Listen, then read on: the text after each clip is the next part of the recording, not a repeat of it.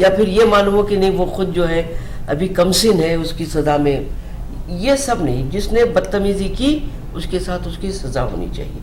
और आप तो सिर्फ ये बेइज्जती की बात कर रही हैं, लेकिन आप गौर कीजिए, तेजाब फेंक के लड़कियों को सताया गया है जी। उनके पूरे चेहरे खराब कर दिए गए हैं, क्योंकि उसने सिर्फ ये कहा कि मैं तुमसे शादी नहीं करूंगी। अभी हाल में एक लड़की को जला दिया गया, मर गई, यही हमारे पास हैदराबाद में।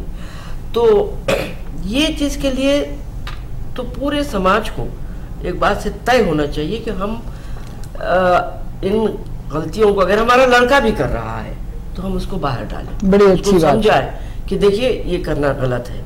हम ये नहीं समझे कि हमारा लड़का कर रहा है उसको दबा लो, ये नहीं होनी चाहिए। उसको सजा दिलाने के लिए बाहर निकालना चाहिए।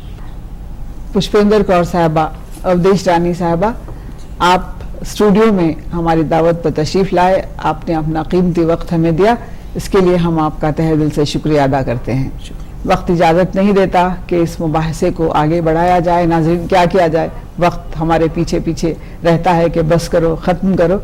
तो हमें इजाज़त दीजिए, किसी और मौजू पर महफिल ख़वातीन में आपसे दोबारा मुलाकात होगी। अपनी होस्ट और दोस्त तस्लीम जौहर को इजाज़त दीजिए। अल्लाह हाफ़िज़।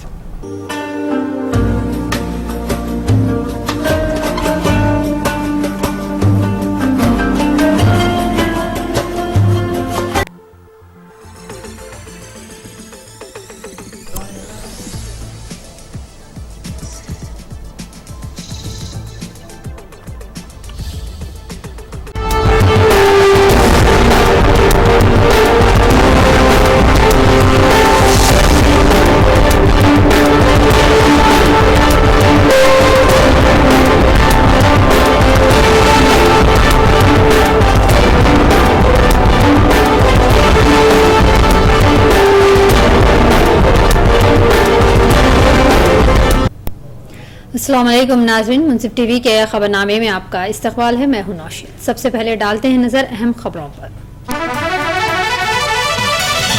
विज्ञान भवन में वज़ीर आज़म के खिताब के दौरान नौजवान का हंगामा, नए प्रोजेक्ट्स को शुरू करने से कबल पुराने प्रोजेक्ट्स मुकम्मल करने पर दिया जोर।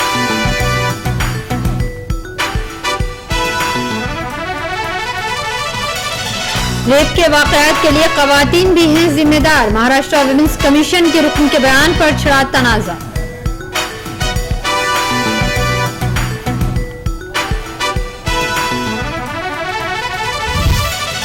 मोदी के वज़ीर आज़म बनने का फैसला अवाम ही करेंगे, फारूक अब्दुल्ला ने मुखालिफत खत्म करने का दिया इशारा।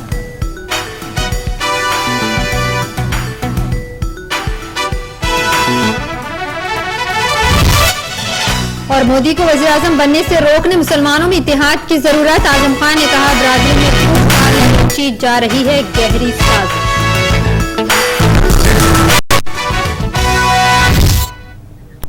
और अब नाजरीन पेश है खबरों की तफसील। नई दिल्ली के विज्ञान भवन में वज़ीर आज़म डॉक्टर मनमोहन सिंह के कौमी वक्फ तरक्याती कॉरपोरेशन के इफ्तिताही इजलास से खिताब के बाद एक नौजवान ने हंगामा किया है। इस शख्स का कहना था कि जब नापार्ट से आया हूँ, हमारे यहाँ अक़लियतों की फलाह व बहबूद का कोई काम नहीं हुआ है। मैं कई बार आपको भी खत लिख चुका हूँ, लेकिन कुछ नहीं हुआ। इस प्रोग्राम में पहले यूपीए की सदर सोनिया गांधी की तकरीर हुई, इसके बाद वज़ीर आज़म की। इसके फौरी बाद ही ये आदमी उठकर तेज आवाज में ये बातें कहने लगा। सिक्योरिटी अमले के अरकान इस शख्स को हॉल से बाहर ले गए। अब इससे पूछताछ की जा रही है। वक्फ डेवलपमेंट कॉर्पोरेशन वजारत अक़लियती उमूर के ज़ेर निगरानी एक नया अवामी शोबा शुरू किया जा रहा है। इस इफ्तिताही तकरीब में यूपीए की सरबराह सोनिया गांधी मेहमान खुसूसी थी। हिंदुस्तान भर में वक्फ जायदादों को तरक्की देने के लिए यह कॉर्पोरेशन शुरू किया जा रहा है। वक्फ जायदाद से होने वाली आमदनी मुसलमानों के फलाह व बहबूद के लिए इस्तेमाल की जाएगी।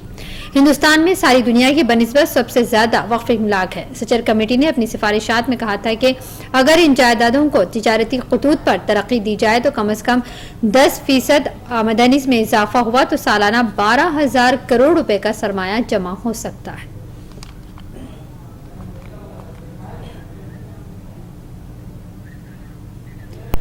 महाराष्ट्र के लीडर आशा मर्चे ने एक मुतनाज़ा बयान में कहा कि रेप के वाक़यात के लिए ख़वातीन भी जिम्मेदार होती हैं। महाराष्ट्र ख़वातीन कमीशन के रुकन मर्चे ने नागपुर में पार्टी के खातून कारकुनों की मीटिंग में ये बात कही। महाराष्ट्र में हुक्मरान कांग्रेस की इत्तेहादी पार्टी नेशनलिस्ट कांग्रेस पार्टी के लीडर मर्जे ने इस इजलास में दिल्ली में दिसंबर 2012 में एक चलती बस में पैरामेडिकल की तालिबा के साथ गैंगरेप के लिए भी इसे ही जिम्मेदार ठहराया। यही नहीं, इन्होंने मुंबई की शक्ति मिल्स अहाते में एक वीडियो जर्नलिस्ट के साथ गैंगरेप पर भी तबसरा किया। मिर्जा ने कहा कि क्या निर्भय को 11 बजे रात अपने दोस्त के साथ फिल्म देखने जाना जरूरी था? अब शक्ति मिल्स गैंगरेप को ही लीजिए, मुतासरा लड़की शाम को 6 बजे ऐसे वीरान जगह पर गई ही क्यों? इन्होंने इससे आगे ये भी कहा कि रेप के वाकयात के लिए खवातीन के कपड़े, इनका रवैया और इनका गलत जगहों पर जाना भी जिम्मेदार होता है। एक ऐसे वक्त जब मुल्क भर में खवातीन के खिलाफ जिनसी जराइम और इनके तहफ्फुज को लेकर बहस जारी है, इनके इस बयान को लेकर काफी गुस्सा फैल रहा है।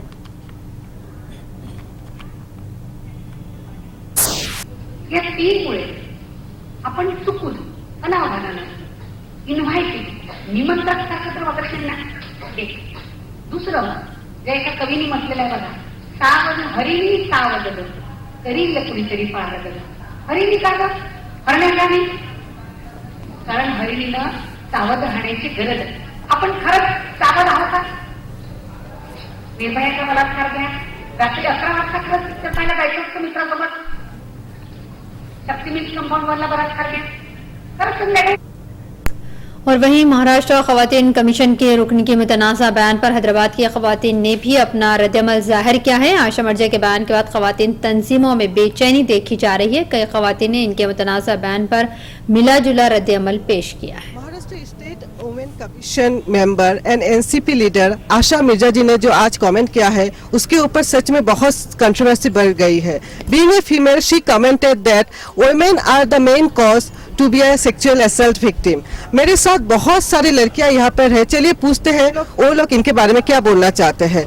Just tell me, what's your name? I'm Zoha, and according to me, in today's India, the most important factor that facing is women empowerment.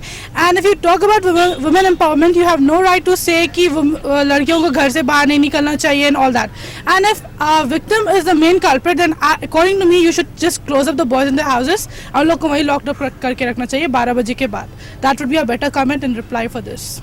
3 reasons that women are, they are victim. She told that it's a behavior of the women, it's again the dress, and she is going to inappropriate places. So what you feel, is she right? No, she's definitely not right, because nowadays even if a girl is going in burqa or even if they are going with their mothers, there's guys who they don't even see the age of the person. They just want to have some fun and just want to make some cheesy lines and just want to go around. It's that kind of behavior that they have. So they have no right to say that the woman, no one would come and say, see, I'm like a store, you come, you rape me and you go. So that is not a girl's outlook at all. If at all she is having that outlook, then I want to ask her, ma'am, if you have a general emergency at your house and you need to take someone in the hospital, would you sit back home and say that, please, I don't want to get raped, so I don't want to take my people there in the hospital? Please grow up. I think it's not about commenting a girl. It's not about a girl in a situation. It's about the outlook of the people that we need to talk about. The situations are not happening just because a girl is badly dressed or she's going out at a wrong time in a day, but it's basically about the outlook of the men, or I should say outlook of the society should change. Okay, so women are not supposed to be taken just as materials of physical pleasure, but I think they are beyond that. So people should change their outlook, and I think people at higher strata should not comment about the dressing. एक लड़की की behaviour, dress और उसका attitude लेके comment करने वाली जो हमारी महान लेडी है, वो कहाँ तक सही है ये तो जनता ही और अपना अभाव ही तय करेगा। एक लड़की जब विक्टिम होती है उसके ऊपर क्या गुजरती है तो वही उसको ही पता है। लेकिन अगर आप लोग उसको ड्रेसेस और उसके ऊपर ही आप लोग कसूरवार उसको ही ठहराओगे तो आजकल जो छोटे छोटे बच्चे लोगों के साथ इतने अपराध हो रहे हैं उनका जवाब कौन देगा। मैं इंद्रानी सरकार, कैमरामैन समत के साथ मुंसिफ टीवी। दिल्ली अरविंद केजरीवाल ने आज लेफ्टिनेंट गवर्नर नजीब जंग से मुलाकात की और 1984 के मुखालिफ सिख फसादात की SIT के जरिए तहकीकात कराने का मुतालबा किया है। वज़ीर के राहुल गांधी ने 2 दिन पहले एक टीवी चैनल को इंटरव्यू देते हुए कहा था कि दिल्ली में मुखालिफ सिख फसादात के दौरान कांग्रेस ने इन पर काबू पाने की कोशिश की थी। इनके इस बयान पर काफी गुस्सा पाया जा रहा है।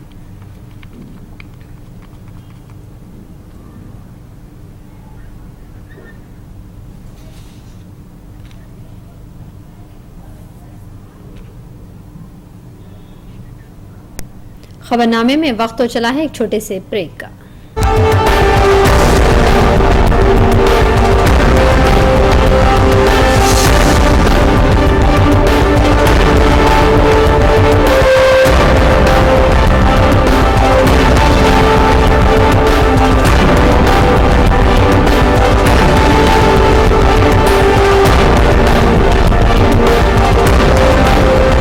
आवास योजना के अंतर्गत स्लम वासियों को मिलेगा अपना घर, अपनी जमीन पर अपना घर और मालिकाना हक। अरे छोड़ो, ये सुनते सुनते मैं बूढ़ा हो गया। ये देखो,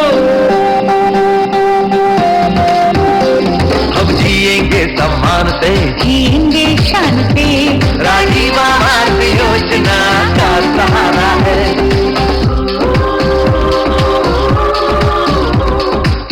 अपना भी घर होगा, अपनी इज्जत होगी, शहर में ही अपना पता होगा, राजीव आवास योजना का सहारा है।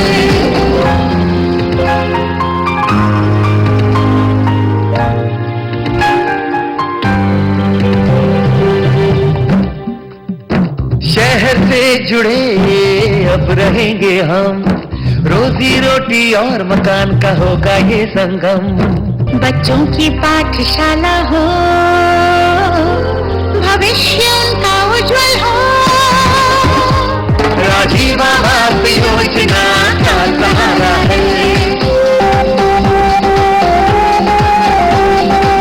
घर घर में नल होगा, पानी झरझर होगा, आएगी रोशनी, हर तरफ उजाला होगा।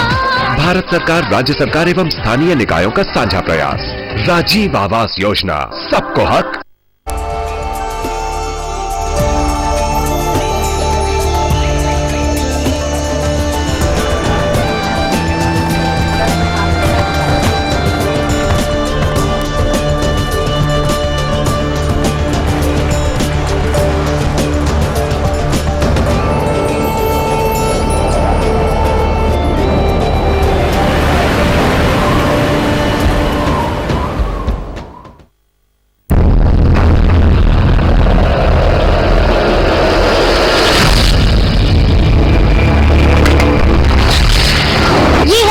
बस्ती गंदी, बदबूदार, ना कोई सुख ना कोई सुविधा।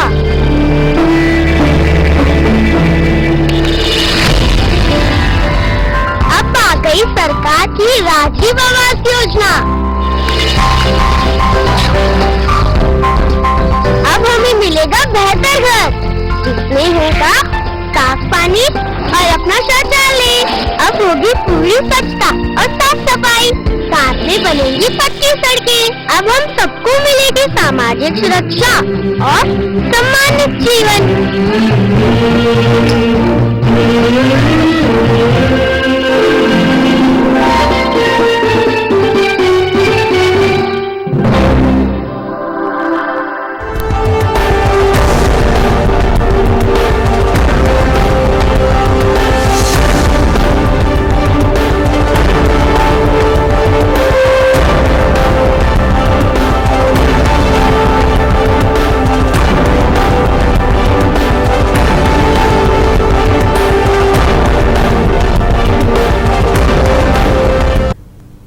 ब्रेक के बाद आपका खैर मकदम है। बढ़ते हैं मजीद खबरों की जानिब।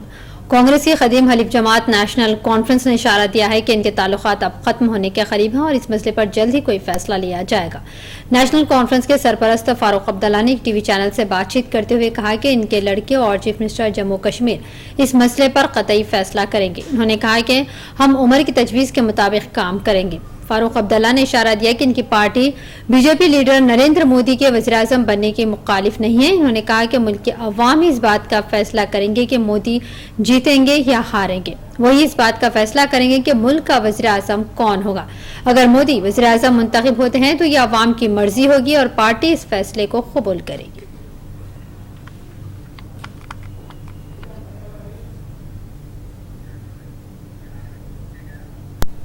दूसरी तरफ जम्मू कश्मीर में कांग्रेस और नेशनल कॉन्फ्रेंस इत्तेहाद अब चंद दिन का मेहमान है और सीएम उमर अब्दुल्ला कभी भी इस्तीफा दे सकते हैं, जिसके सबब कांग्रेस के क़ैमे में खलबली मच गई है। जम्मू कश्मीर के चीफ मिनिस्टर उमर अब्दुल्ला ने जोर देकर कहा कि रियासत में नए इंतजामी यूनिट बनाने को लेकर वो पाबंद अहद है। काबिल गौर है कि कश्मीर में अक्टूबर-नवंबर में असेंबली इंतखाबात होने वाले हैं, जिसके लिए सीएम उमर अब्दुल्ला 700 इंतजामी यूनिट तश्कील देना चाहते हैं, लेकिन हुक्मरान नेशनल कॉन्फ्रेंस और कांग्रेस के दरमियान शदीद इख्तलाफात उभर जाने से ये तजवीज़ मुलतवी हो गई है। कांग्रेस ने उमर अब्दुल्ला हुकूमत पर जम्मू और लद्दाख से इम्तियाजी सलूक करने का इल्जाम आयद किया है। इस मसले पर ही पीर को कांग्रेस जनरल सेक्रेटरी और पार्टी के मामलात की रियासती इंचार्ज अंबिका सोनी, रियासती सदर सैफुद्दीन सूद, मरकजी वजीर गुलाम नबी आज़ाद और उमर के दरमियान एक मीटिंग हुई, लेकिन वो नाकाम रही है, जिसके बाद बहस गर्म है कि सीएम उमर अब्दुल्ला इस्तीफा दे सकते हैं। उमर ने कहा कि वो किसी भी कीमत पर अपने फैसले को लेकर साबित कदम रहेंगे। उत्तर प्रदेश के वजीर मोहम्मद आजम खान ने मुसलमानों से कहा है कि वो मोदी को वज़ीर-ए-आज़म बनने से रोकने के लिए मुत्तहिद हो जाएं। इन्होंने कहा कि मुसलमानों में फूट डालने एक बड़ी साजिश रची जा रही है। आजम खान ने लखनऊ में मदारिस के मुतंज़मीन से खिताब करते हुए कहा कि मुसलमानों में फूट डालने एक बड़ी साजिश रची जा रही है। अगर आप मुत्तहिद ना रहें तो नरेंद्र मोदी मरकज में हुकूमत बना लेंगे, इसलिए हमें आपस में मुत्तहिद रहना होगा।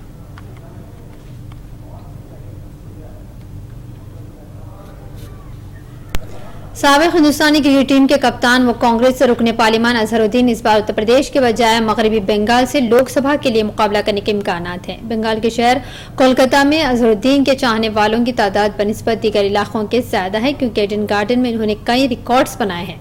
कल दिल्ली में मुनक़िदा एक तकरीब में शिरकत के मौके पर अजहरुद्दीन ने एक न्यूज़ एजेंसी को दिए गए इंटरव्यू में कहा कि मगरबी बंगाल कांग्रेस पार्टी इंचार्ज शकील अहमद के मशवरे पर ही वो इंतखाब लड़ेंगे। इसके अलावा अजहरुद्दीन ने कहा कि ममलिकती वजीर रेलवे उधीर रंजन चौधरी जो मगरब से ताल्लुक़ रखते हैं वो भी इनकी मदद करेंगे।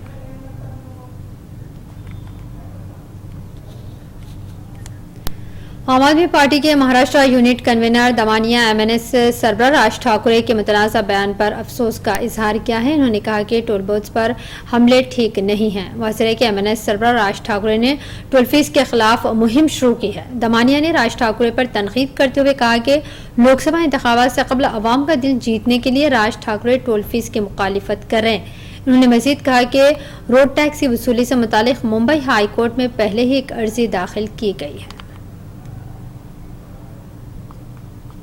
हमने पूरा एक वर्किंग किया है, हमारी कोल्हापुर की टीम ने बैठकर पूरा वर्किंग किया है कि किस तरह से टोटल रोड टैक्स जमा किया जाता है, किस तरह से हर व्हीकल बेचने पे जो टैक्स जमा किया जाता है वो टैक्स कहाँ जाता है।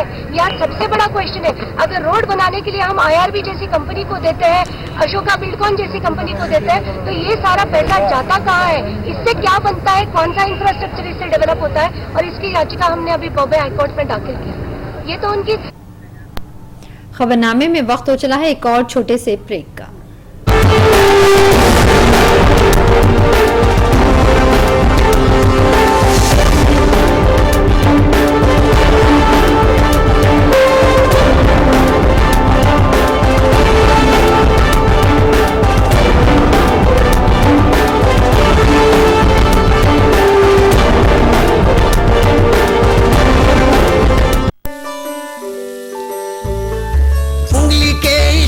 से चले दुनिया प्यारे, काम चाहे जो भी हो यही काम आए, बिन बोले ही हर बात कह जाए, जिंदगी एक चुटकी में आसान बनाए, आसान बनाए। दिल में जो है वो ये बताए, तेरी मेरी सबकी जरूरत ये पूरी कर जाए। हम समझते हैं इस उंगली के इशारे को, इसलिए हम लाए हैं जन सेवा आपकी उंगली के इशारे पर।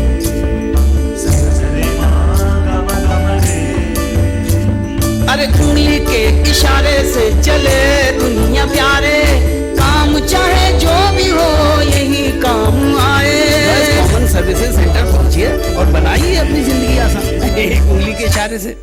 मुझे नहीं रहना इस सड़क में, मैं चली। कहाँ से बनवाऊं तेरे लिए ताजमहल, पता है? अरे एक ढंग का घर तो लेके दे नहीं सके और ताजमहल की बात करते हो। क्या हुआ? झगड़ा। चल बाहर आ और हटा अपना फालतू कमान यहाँ से। ये सड़क तूने कर रखी है क्या? ये मेरी जगह है। क्या हुआ? झगड़ा। अरे तुमने मेरी बात हटाई कैसे? अरे टॉयलेट हो या पानी हर जगह पहला नंबर तेरा रहेगा क्या? मैं भरूंगी पानी, हटा के दिखा। हाँ तो तुमने अपना क्या हुआ? झगड़ा। अबे अंधा है क्या? अबे अंधा होगा तू, देख मेरा सड़क की हालत। क्या हुआ? झगड़ा झगड़ा झगड़ा झगड़ा। ये झगड़ा बंद करो। अब राजीव आवास योजना के तहत सरकार घर के साथ साथ मूलभूत सुविधाएं जैसे साफ पानी, अपना शौचालय और पक्की सड़कें भी उपलब्ध करा रही है। अब रोज की समस्याएं गायब। फिर हम झगड़ा कब करेंगे? अब नो झगड़ा।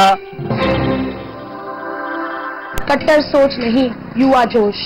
मैं हसीबा अमीन, राहुल गांधी जी की इस युवा सोच से जुड़ी एक युवा कांग्रेस कार्यकर्ता।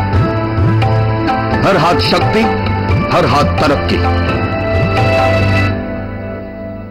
अब राजीव आवास योजना के अंतर्गत स्लम वासियों को मिलेगा अपना घर, अपनी जमीन पर अपना घर और मालिकाना हक। अरे छोड़ो, ये सुनते सुनते मैं बूढ़ा हो गया। ये देखो,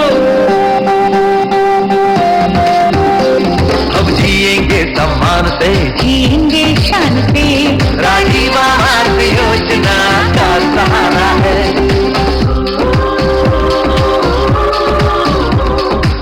अपना भी घर होगा, अपनी इज्जत होगी। शहर में ही अपना पता होगा, राजीव आवास योजना का सहारा है।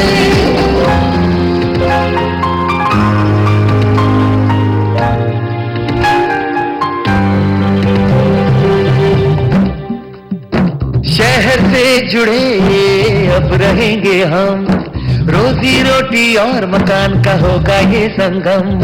बच्चों की पाठशाला हो, भविष्य उनका उज्जवल हो। राजीव आवास योजना का सहारा है। घर घर में नल होगा, पानी झरझर होगा, आएगी रोशनी, हर तरफ उजाला होगा। भारत सरकार, राज्य सरकार एवं स्थानीय निकायों का साझा प्रयास। राजीव आवास योजना, सबको हक।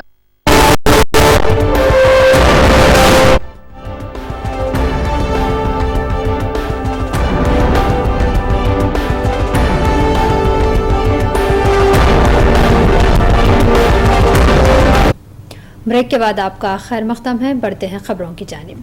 मरकजी वजीर नारायण स्वामी के मकान के अहाते में कई पाइप बम पाए गए हैं। पुलिस को आज सुबह में पौंडीचेरी में वाक़ नारायण स्वामी के खैमगाह से कई पाइप बम दस्तियाब हुए, जिसके साथ मुकामी सतह पर सनसनी मच गई है। पुलिस ने बताया कि इन बमों के फट पड़ने से बड़े पैमाने पर नुकसान का अंदेशा था। पुलिस ने बमों के फटने से कबल इनको नाकारा बना दिया, जिसके बाद अवाम ने राहत की सांस ली। पुलिस बम नस्ब करने वाले अफराद को तलाश कर रही है। छत्तीसगढ़ में 6 सरगर्म माओइस्टों को पुलिस ने हिरासत में ले लिया है। पुलिस का दावा है कि गिरफ्तारशुदा तमाम माओइस्ट मुख्तलिफ सरगर्मियों में मुलविस हैं। इन्हें सर्च ऑपरेशन के दौरान नारायणपुर डिस्ट्रिक्ट से गिरफ्तार कर लिया गया है। सुपरिटेंडेंट ऑफ पुलिस अमित कामले ने मीडिया को बताया कि गुज़िश्ता रात सर्च ऑपरेशन के दौरान 6 अहम माओइस्टों को गिरफ्तार कर लिया गया है। माओइस्टों के खिलाफ सीआरपीएफ की एक खुसूसी टीम तश्कील दी गई थी। मुख्तलिफ मुजरमाना रिकॉर्ड्स रखने वाले इन माओइस्टों को सौगंगा और मॉस्कुल के जंगलात से गिरफ्तार कर लिया गया है।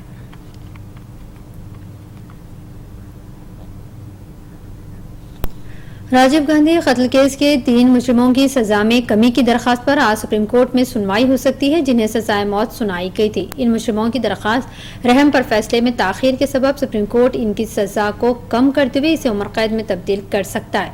सुप्रीम कोर्ट के हालिया फैसले के पेश नज़र 3 मुजरिमों मुरुगन, सनातन और पेरारी विलन की एक नई उम्मीद बंधी है। अदालत ने इससे पहले अपने फैसले में कहा था कि अगर रहम की दरखास्तों पर फैसले में गैर मामूली ताखिर हो तो मुजरिमों की सजाए मौत को कम किया जा सकता है। सुप्रीम कोर्ट इन मुजरिमों की सजा में कमी की दरखास्त की सुनवाई करेगा, क्योंकि इनकी रहम की दरखास्तों को 11 साल बाद रद्द किया गया है।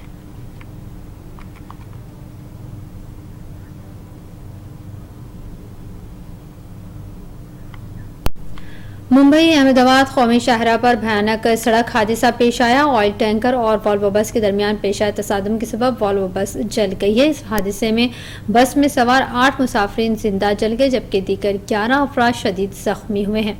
वॉल्वो बस मुंबई से अहमदाबाद जा रही थी कि थाने के करीब यह हादसा पेश आया है। पुलिस अहदेदारों ने एक मुकदमा दर्ज करते हुए तहकीकात का आगाज कर दिया है। अहदेदारों ने बताया कि महलूकीन की तादाद में मजीद इजाफे का इम्कान है।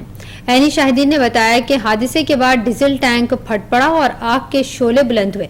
देखते ही देखते पूरी बस आग की लपेट में आ गई है। हादसे के वक्त तमाम मुसाफिरीन सोए हुए थे। नाज़रीन, इसी के साथ ही खबरों का सिलसिला यहीं अख्ताम को पहुंचता है। अपडेट्स के लिए आप बने रहिए मुंसिफ टीवी के साथ।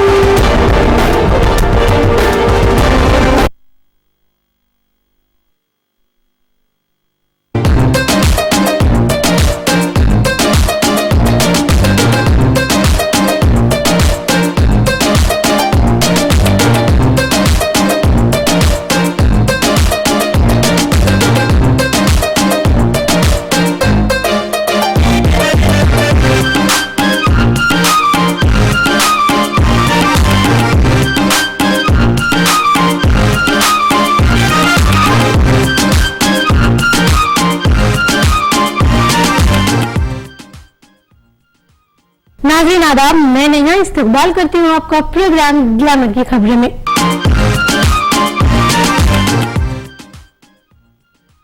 नाज़रीन आदाब, मैं नेहा इस्तकबाल करती हूँ आपका प्रोग्राम ग्लैमर की खबरें में। पिछले दिनों एक अवार्ड फंक्शन के दौरान कुछ ऐसा नजारा देखने को मिला जिसे देख लोग अपनी आंखों पर यकीन नहीं कर पाए। लगता है बॉलीवुड सेलिब्रिटीज इन दिनों लोगों को हैरान करने का कोई मौका छोड़ना नहीं चाहते। खबर है कि एक अवार्ड फंक्शन के दौरान सलमान ने शाहरुख को गले लगा लिया, लेकिन लोगों की आंखें उस वक्त फटी की फटी रह गई जब शाहरुख के बाद सलमान अभिषेक के गले लग गए। इस पर लोगों को एक और हैरानी उस वक्त हुई जब विवेक के आते ही सलमान स्टेज छोड़कर चले गए।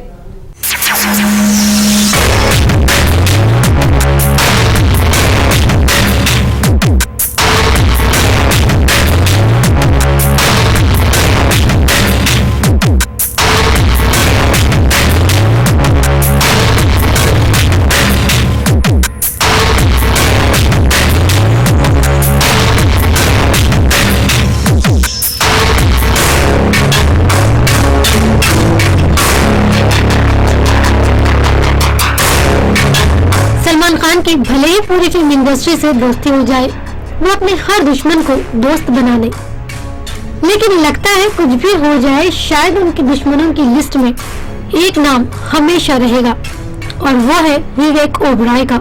पिछले दिनों एक अवार्ड फंक्शन के दौरान ऐसा कुछ हुआ जिसका किसी को कोई अंदाजा नहीं था। कुछ अर्से पहले शाहरुख और सलमान के गले लगने के बाद दोनों एक दूसरे से लगातार आंख मिचोली खेलते नजर आ रहे थे। लोगों को इस बात का अंदाजा नहीं हो पा रहा था कि आखिर दोनों में दोस्ती हुई भी है या नहीं, लेकिन सुना है लोगों के ये सारे शक हो गए हैं दूर जब शाहरुख और सलमान ने दोहराया वही मंजर जो कुछ दिनों पहले देखने को मिला था। दरअसल एक अवार्ड फंक्शन के दौरान जब शाहरुख को एंटरटेनर ऑफ द ईयर का अवार्ड दिया गया, तब शाहरुख जैसे ही स्टेज पर आए वहां सलमान भी मौजूद थे और दोनों ने एक दूसरे को गले लगाया, जिसे देख लोगों में खुशी की लहर दौड़ गई। दोनों ने न सिर्फ एक दूसरे को गले लगाया बल्कि सलमान ने शाहरुख को चेन्नई एक्सप्रेस की बधाई दी और अपनी फिल्म जय हो का नारा भी लगवाया शाहरुख से। शाहरुख भी बड़े ही खुशगवार अंदाज में जय हो करते नजर आए। लोग जहां इन दोनों को देखकर हैरान हो रहे थे, वहीं एक और नजारा देखकर लोगों की आंखें फटी की फटी रह गई। दरअसल शाहरुख के बाद सलमान ने जिसे गले लगाया वो किसी अनहोनी से कम नहीं था। शाहरुख के बाद सलमान ने इस स्टेज पर अभिषेक बच्चन को गले लगाकर सबको हैरान कर दिया। दरअसल ऐश्वर्या राय बच्चन की वजह से सलमान और अभिषेक हमेशा एक दूसरे से दूर ही रहते हैं। अमिताभ बच्चन के अलावा उनके परिवार का कोई और मेंबर सलमान से बात तक नहीं करता। यही वजह है कि जब सलमान ने अभिषेक को गले लगाया, लोग एकदम सत्ते में आ गए। लोगों को तो समझ ही नहीं आया कि ये क्या हो रहा है। खैर, एक दिलचस्प बात यह भी रही कि जिस ऐश्वर्या राय के हस्बैंड को सलमान ने गले लगा लिया, उसी ऐश्वर्या के एक्स बॉयफ्रेंड विवेक को अब तक माफ भी नहीं कर पाए हैं। दरअसल सलमान की मौजूदगी में ही जब स्टेज पर विवेक ओबरॉय को बुलाया गया फिल्म ग्रैंड मस्ती के लिए अवार्ड देने, सलमान के चेहरे के एक्सप्रेशंस ही बदल गए और वो फौरन वहां से निकल गए। सलमान की विवेक से ऐसी दुश्मनी पास्ट में दोनों के बीच